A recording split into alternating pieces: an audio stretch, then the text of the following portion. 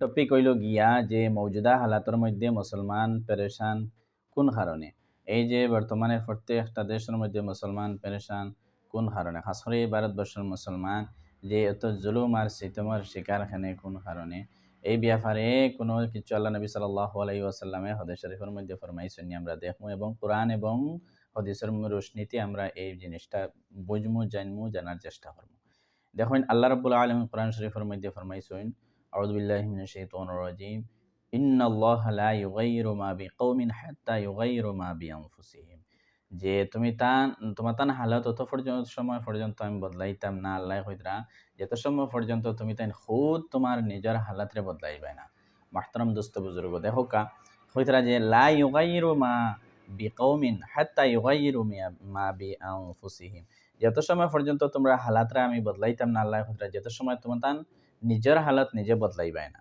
এর লাগি দেখো কা আমরা এক এক মানুষে, এক এক ফর্দ, এক এক ইনসানে নিজের হালাতরে, নিজের আমলরে ঠিক করতে লাগবো, নিজের হালাতরে ঠিক করতে লাগবো।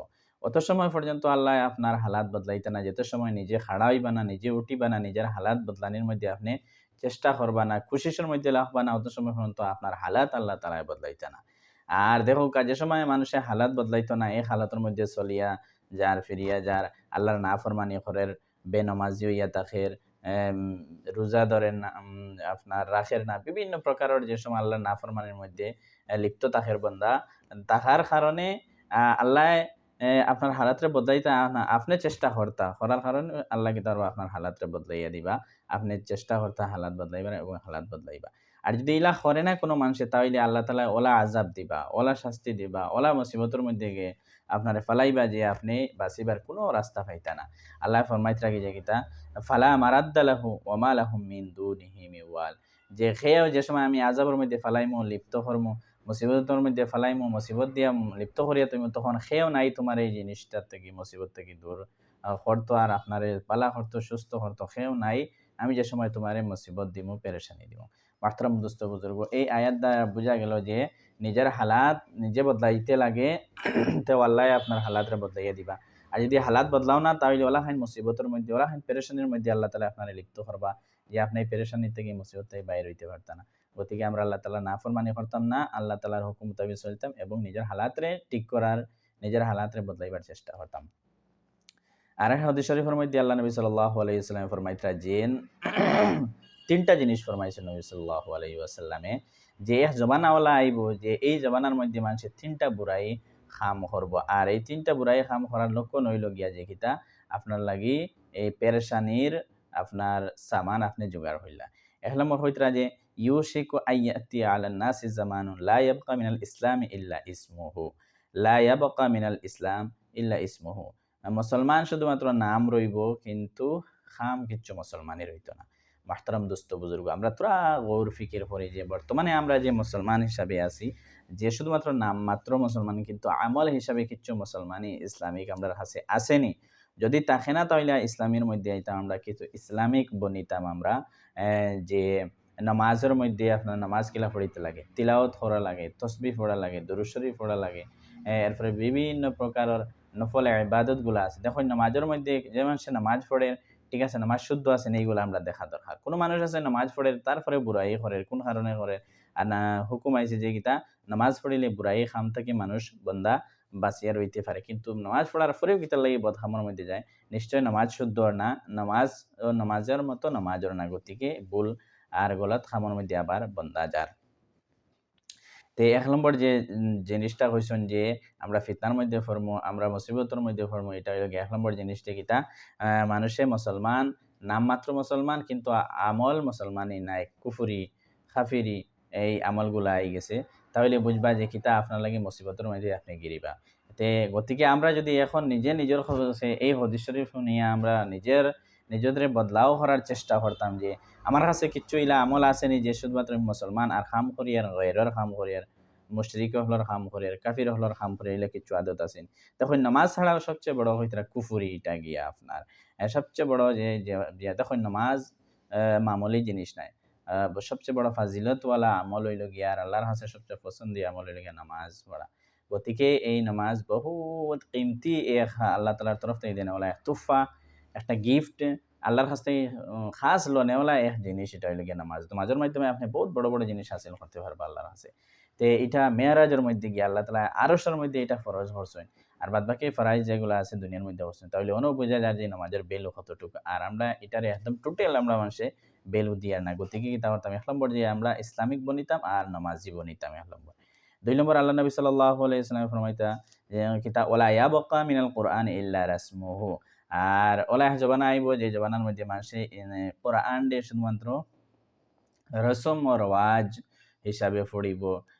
এটার কোনো আপনার কিতা হতো না যে হেদায়েত এটার থেকে লইতো না এবং এটার মধ্যে আমল করিয়া যাইতো না।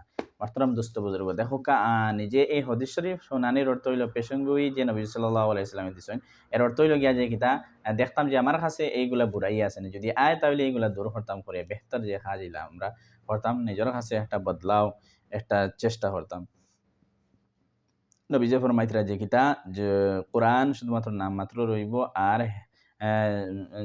যে আপনার কোরআন শরীফ মানুষ জবানা আইব যে শুধুমাত্র রসম ও রওয়াজ। যেমন মনে করেন এখন রমজান শরীফের মধ্যে খতমে তেরাবি পড়া লাগে, তেরাবির মধ্যে খতম করা লাগে, এটা করেন। কিবা তো কেউ মারা গেছেন খতম করেন, কেউ মুসিবতের মধ্যে পড়ছেন খতম করেন। এটা রসম একটা হয়ে গেছে, কিন্তু এটার মধ্যে আমল থাকে খালি খালি খালি।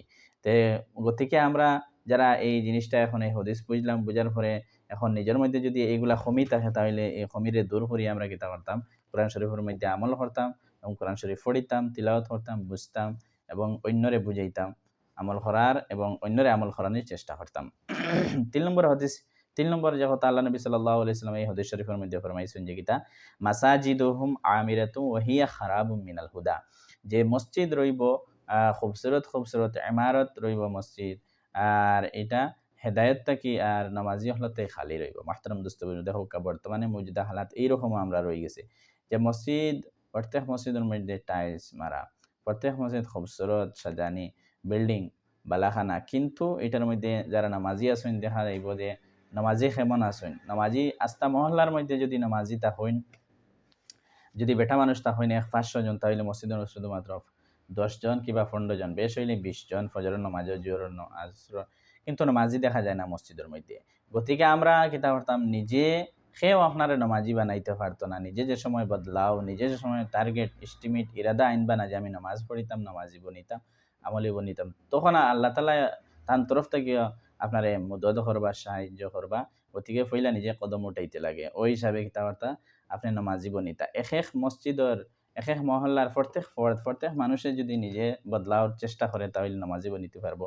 এছাড়া মসজিদর মহল্লার মেসাবে পীর সাহেব অলি সাহেব খেউরে নামাজি বানাইতে পারতা না, যত সময় নিজে নিজেরে বদলাও করার চেষ্টা করবা না।